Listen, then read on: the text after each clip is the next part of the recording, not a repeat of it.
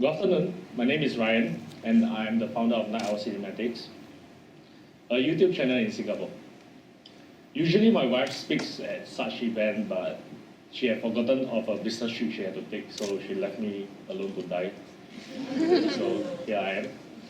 So before talking you through my crazy journey in YouTube, I want to tell you how I ended up here.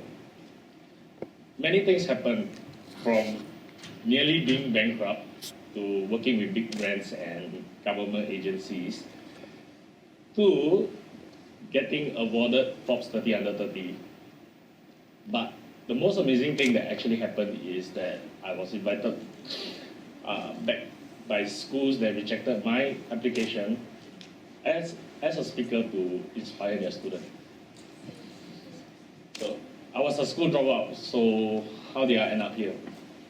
I was never good at school, and to make things worse, my parents was going through a divorce at the time.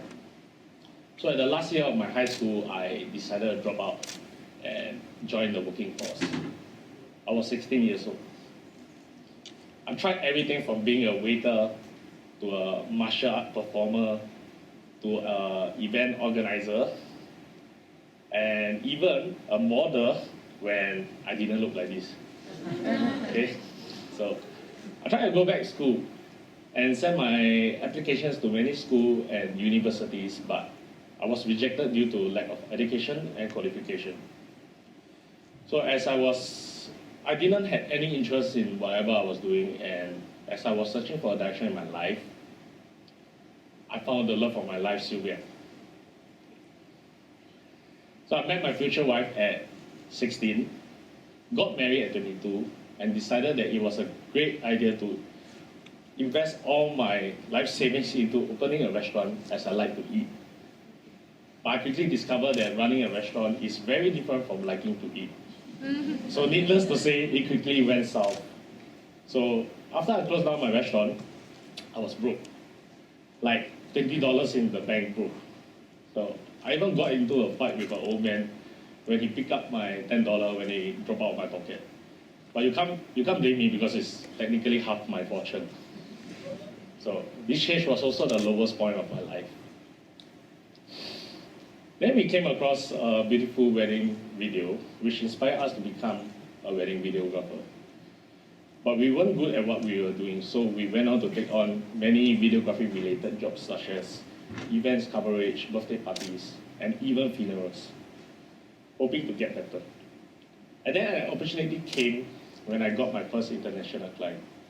And being an international brand, they asked if I was up to it. I told them it was not a problem, but I was shitting in my pants. I quickly borrowed a camera and attended a crash course at my friend's house, who taught me about the relationship between shutter speed, aperture, and ISO. To be honest, I didn't know what he was talking about, but I pretended that I did anyway. So, needless to say, the video didn't turn out good. So, to further improve our skills, we turned to YouTube as a platform to practice our video editing and videography skills. We uploaded videos we made for fun, and surprisingly, Singaporeans really seem to like them. We thought nothing of it and just continued doing what we do. We then grew our hobby into a profitable business and became the first self-sustaining YouTube creator in Singapore. So while comedy was our initial plan, we evolved and adapted as our demographic grows. Being mostly working adults watching us, we realized we could do more than just comedy. We realized we had the power to influence people. And in our first expansion, we introduced NOC Travel Series. So before YouTube, I have never traveled out of Singapore. So while creating travel videos, my vision has widened.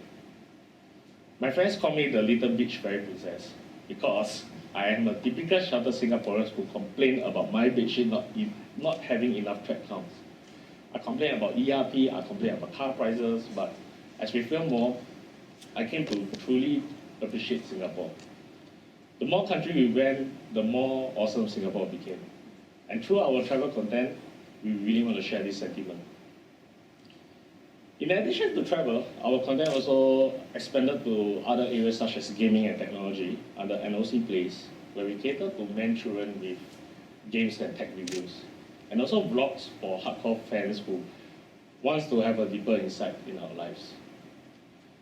Beauty under Contour and Highlight, which focuses on makeup and styling, which I don't which I don't really know anything about it because our girls run it.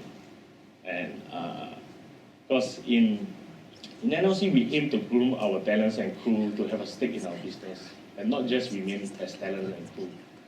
Furthermore, we also did our first venture into the fashion industry with our own fashion line. So as if doing 4 videos isn't enough, we just launched a food series called Food King. We started it because when international YouTubers come to Singapore, we are often assigned as hosts to bring them around to explore and eat. Being a foodie, I started to realize all the best places I brought them to were hawker centers. And they found it intriguing and fascinating at the same time that food can be so delicious and affordable. This made me realize something. As Singaporeans, we took our hawker culture for granted. I mean, where else in the world you can have food so good, so cheap?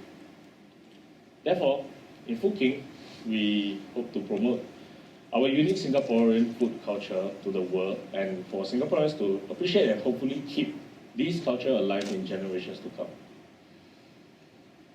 While I don't consider myself as successful yet, our financial situation had improved since we first started YouTube. And as with many videos that we did, we thoroughly researched the topic before shooting a video. That improved our art of bullshitting and making conversations out of nowhere. But jokes aside, being a YouTuber made me realize that change is constant and we can never stop learning. Being a YouTuber is not only taking a camera and hitting the record button. There are so many factors and details involved. Our target audience, for example, we had to learn what people living in Singapore like, creating new types of video, addressing different genders, age, and interests. I could almost say my job is change, as this is one of the main components. Change is there when I'm writing down a script. Change is there when we are thinking of a new video. Change is there when we are thinking the way we want to show Singapore to our audience. At the end of the day, I think change is nothing to be afraid of. We may not be the first YouTube channel in Singapore, but for sure, we are amongst the ones who embrace the change and see the positivity in it. It was daunting as there was no case studies, no example, no mentors, but as pioneers, we were privileged to lay the path. To be the change we want to see and inspire others to follow our path. It may not be groundbreaking in the sense of the world, but we are glad and proud to be able to follow our passion and embark on something new in our local entertainment scene. If there's anything I learned in life, is that the only constant in life is change. Last year, we were part of Forbes 30 Under 30, and that was the second greatest achievement of my life. And if you are wondering what's my first, is today, where I get to speak on TEDx, sharing my story. So it has been my honor. Thank you for listening.